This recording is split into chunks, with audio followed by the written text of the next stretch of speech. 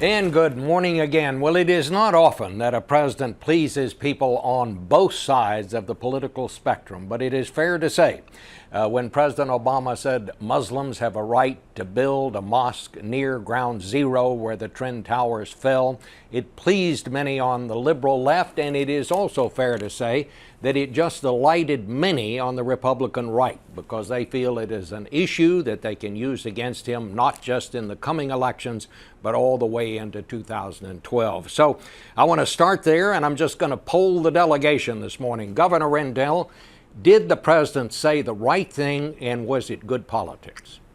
Well, I don't know if it's good or bad politics, but I can't imagine that any American, given the challenges facing this country, is going to vote based on what he said about the mosque. The mosque is an unfortunate situation, but we do have a right to practice our religion freely wherever we choose. Rights are not subject to popular vote or majority vote. Ed Gillespie. Bob, it was an incredibly revealing comment by the president. You know, he basically said that the 70% of Americans who are opposed to this controversial imam building this controversial mosque at ground zero are seeking to deny the religious freedom of Muslims in this country. That's how he cast it. And it was said in the reporting this morning that he made a conscious decision to weigh in on it in that regard. I think it tells you that he has a very disdainful view of the American people. And I think that's one of the reasons his favorability ratings have come down, not just his job approval ratings. People see that in him. There's a kind of a condescension toward Americans that they don't like. Tim Kaine. Well, I'm going to go with my Virginians, Thomas Jefferson and James Madison, on this one, Bob. They put the religious freedom to worship in the religion of your choosing as the First Amendment to the Constitution for a reason. This wouldn't be a controversy if it was a proposal to build a synagogue or church. We don't prefer people and we don't punish people based on their religion. I'm not the New York zoning commissioner, don't know the reason for the citing decision, but we can't stop people from doing something that others could do because of the religion they practice. But what about the politics of it? Well, look, you know, again, as Ed said, the Constitution is the Constitution. You know, we see an awful lot of Republicans going out and saying we got to respect the Constitution. And that means we have to respect it. We can't tarnish people's First Amendment rights. We shouldn't be going around raising wacky ideas like redrafting or withdrawing the 14th Amendment. We got to honor the Constitution, and the president is reminding us of that, and that's very important. Ed Rollins, you're up there in New York. You know a lot about New York politics. What's your view? First, it was probably the dumbest thing that any president has said or candidate has said since Michael Dukakis said it was okay to burn the flag. And it was very similar. This is an emotional issue. Intellectually, the president may be right, but this is an emotional issue, and people who lost kids, brothers, sisters, fathers, what have you, do not want that mosque in New York. And it's going to be a big, big issue for Democrats across this country. So you see it as an issue that's going to continue? Absolutely, no question about it. Every candidate who's in the challenge districts is going to be asked, how do you feel about building the mosque on the ground zero sites? All right.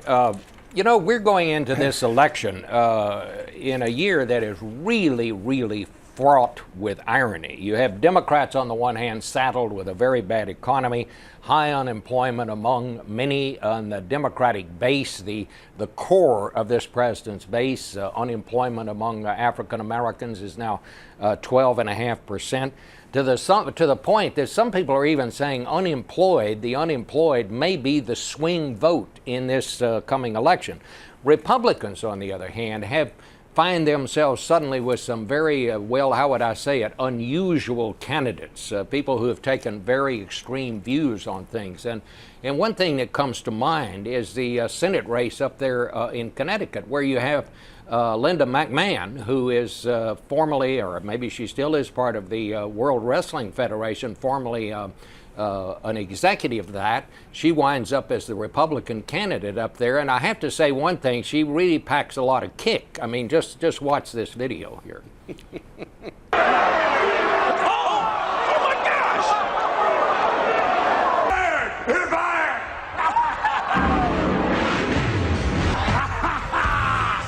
I never thought I would say anything like this. This is unbelievable. I expect Republicans are going to be seeing that video a lot this year, and they're going to have to defend it. Is this somebody who's going to be good for the Republican Party? Is this a good image for Republicans to have? I mean, if the president's every candidate is going to have to defend what the president did on the mosque down there, Isn't this going to be a kind of a tough one for you guys? Well, a couple things, Bob. You could also show the footage of President Obama when he was running for president, appearing on WWE, calling out to voters there watching and saying, "Can you smell what Barack is cooking?" Takeoff of The Rock. So clearly, not so long ago, President Obama and the Democrats thought the WWE was a great place to go to talk to voters. Linda McMahon, like a lot of other Republicans around the country, is not an establishment politician, not someone who's a career Washington figure, not someone who is a conventional candidate. And this is a good year, by the way, for that, to run against, and her race is tightened since she got the nomination, to run against a career politician in Connecticut with a problematic record on the issues of spending and taxes and deficit and debt, and the fact that we need to put a check on President Obama and the Democratic Congress, not hand them a blank check. Those are the issues that are going to matter in this election. So you're comfortable with her, and you think on balance she helps or hurts Republicans overall? Oh, I think she's got a great shot to win in the Connecticut Senate race because the voters are making a decision based on which of these two candidates is going to go to Washington to try to change what's going on in terms of record deficits, $1.5 trillion deficit this year. President Obama and this White House have created more debt in 20 months than President Bush in 8 years. Unemployment of 9.5% with 1.4 million Americans already out of the workforce, not even calculated into that, when they said it was not going to go above 8% as a result of $1 trillion stimulus package. So, yeah, well, I feel very good about it. Well, I mean, she does have a good kick. I mean, there's no question. Governor Kaine, you're head of the DNC. What do you think about some of these candidates? Two things, Bob. It's not just Linda McMahon. It's Rand Paul, who says the Civil Rights Act shouldn't have been passed. It's Republicans all over the country who are attacking Social Security, calling it a Ponzi scheme, saying it needs to be privatized. The Republicans are putting up a whole series of extreme candidates that are way outside the mainstream of what Americans want. And with respect to Ed Gillespie's position about the deficit, I chuckle to hear Ed Gillespie, part of the Bush administration, criticize Democrats about the deficit. A recent analysis by the New York Times showed that of the current deficit, 55% of it was caused by Bush administration policies, 33% caused by the economic climate, and only 10% caused by decisions that President Obama has made since he's been in office. The good news is the president has said, I'm going to do what the previous Democratic president, Bill Clinton, did. I'm going to get control of this deficit. And so he's cut domestic spending and frozen discretionary spending. They're making strategic cuts to defense. He's got a deficit commission working that the Republicans tried to block. The only party that's ever done anything about deficits in this country has been the Democratic Party in recent years. And if you want to fight deficits, don't put the Republicans back in. They'll blow it sky high. Let me shift to something else, and I would also add the Democrats have their share of candidates that some of the other Democrats might think are rather embarrassing to have on the ticket this year, Charlie Rangel being one name that comes to mind. But Ed Rollins, I want to ask you about this. I mean, quite frankly, and no offense to Ed Gillespie, who I've been dealing with and know to be a good guy for years and years and years, but he wouldn't be here if the chairman of the Republican Party currently, Michael Steele, was willing to go on television. But he's so immersed in controversy that he's kind of in a bunker these days. Are Republicans going to have to do something about Michael Steele? Well, there's no time. He's obviously been a disaster. You have three men on this show who've been, not me, but the other three, who have all been party chairman and very distinguished party chairman.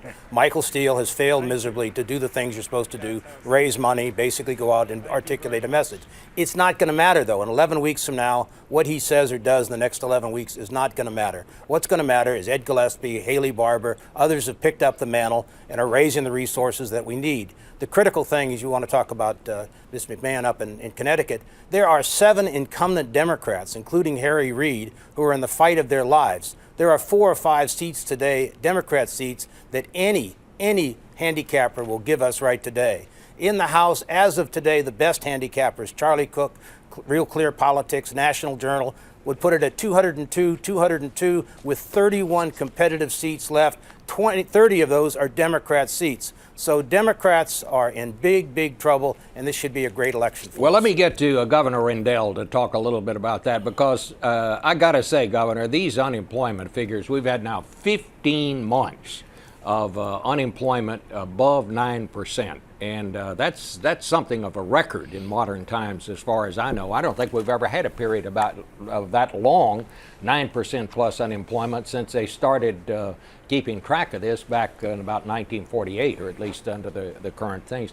How are Democrats going to get around that? Because after all, when people are unemployed, they generally blame it on the people in office. And it's a midterm when Democrats or the party in power normally loses seats anyway. How do you convince people that they ought to stick with this team? Well, I think first of all, you have to have people understand that President Obama and the Democrats inherited a recession that was caused in 2008 or came to fruition in 2008. And we were losing 750,000 jobs a month then in the beginning of 2009. Now we're gaining private sector jobs every month. In fact, in Pennsylvania, in the last 4 months, we've gained nearly 70,000 private sector jobs. So that's number one. Number two, you've got to say, who's trying to do something about it? On unemployment, extension of unemployment benefits, the Republican Party, almost to a person, voted against it, cruelly voted against it. That's number one. Number two, on a bill to save teachers and policemen and firemen's job, except for Senator Snowe and Senator Collins, the Republican Party voted against it. Who's trying to bring the economy back? Who's trying to stop it? I think for purely political reasons. If the American people understand that, you'll see a change. And by the way, in the recent Wall Street Journal poll, things got better by almost 10% for Democrats in that poll, and I think there's momentum on our side. I want to ask all of you about another issue and a couple of these cultural issues. Do you, Ed Gillespie, think that immigration is going to be an issue? Because a lot of people are saying, even people who had problems with the current efforts at immigration reform, saying Republicans may have gone a step too far when they start talking about amending the Constitution, the 14th Amendment, which would bar the children of illegal immigrants from having citizenship. That's something that's been with us for a long, long time and came about as slavery was ended. Is this a problem for you? I don't think immigration is actually going to be much of an issue in the Really? campaign. I think it's an issue in the media quite a bit, but I think the issue in this campaign is going to be jobs and the economy. And if I can correct Governor Rendell, the fact is we have not created jobs every month for the past 6 months. Private sector jobs we have. Private sector we jobs lost have gone up the entire 131,000 6 jobs months. in July, and the fact And is that we have private sector jobs have 9.5% gone up every unemployment month rate. in the last 6 months. Did we lose You've gotta tell the truth. 131,000 jobs in July, Governor? Private sector jobs have gone up every month. So the for fact last is 6 that months. Americans are going to be looking at the economy, and they're very concerned about all of this uncertainty out there, and that's why the companies are not hiring. We're looking at the largest tax increase in American history that's going to take place on January 1, 2011.